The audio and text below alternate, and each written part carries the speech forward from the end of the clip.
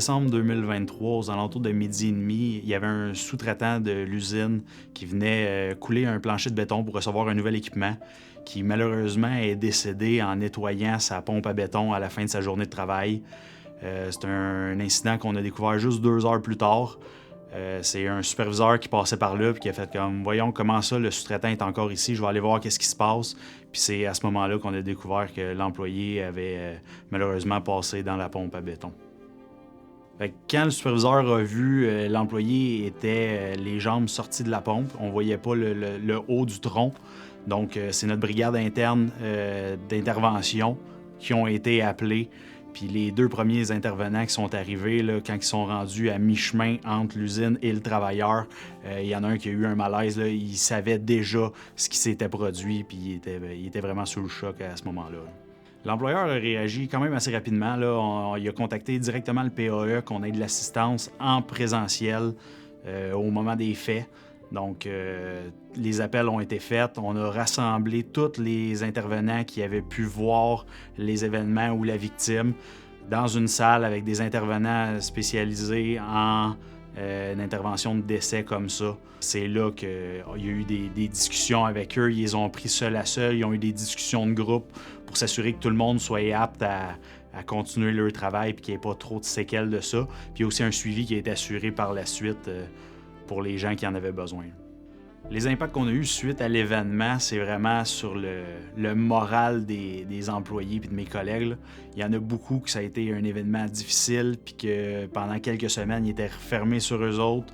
Ils étaient difficiles d'approche. On essayait de pouvoir les aider, ceux qui n'étaient pas présents cette journée-là. Puis il y a vraiment un cheminement à faire, même pour les gens qui sont juste témoins d'un événement. C'est ça qui est dur à décrire, parce que quand les faits sont arrivés, je savais pas comment je me sentais. C'est comme un vide. Tu apprends les informations par petits bouts. Qu'est-ce qui se passe? C'est arrivé à qui? Fait que tu sais pas si c'est un collègue, tu sais pas si c'est un superviseur, tu sais pas si c'est un sous-traitant. Fait qu'il y a toujours le fait de pas savoir qui vient de figer, puis tu sais que c'est un accident qui est mortel. Là. Fait que tu peux mettre 1000 scénarios.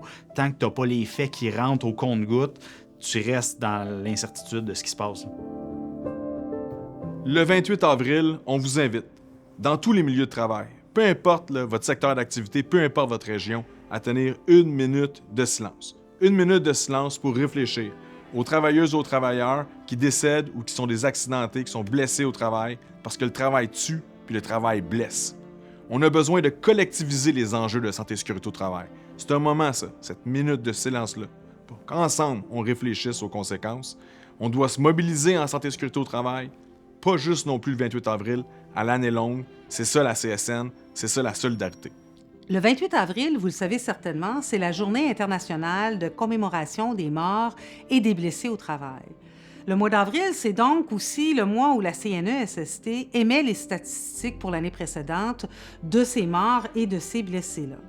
Pour l'année 2023, c'est plus de 200 personnes qui sont mortes au travail, soit d'un accident ou d'une maladie du travail. C'est toujours trop parce que chaque accident, bien sûr, c'est une personne qui disparaît, mais c'est aussi un impact sur des familles qui perdent un être cher. Mais il ne faut pas l'oublier, c'est un impact très important, profond, parfois même traumatisant sur les milieux de travail. Voir un collègue, un camarade de travail mourir de façon souvent tragique, ce n'est pas sans laisser des traces. Et là-dessus aussi, il faut travailler. Il faut travailler pour aider les travailleurs et les travailleuses qui ont subi ce choc-là. Tout ça, ça se rajoute à toutes les bonnes raisons pour qu'on travaille tous ensemble en prévention pour qu'il y en ait de moins en moins de statistiques de personnes blessées ou mortes au travail. En attendant, nous avons un devoir de mémoire en ce 28 avril.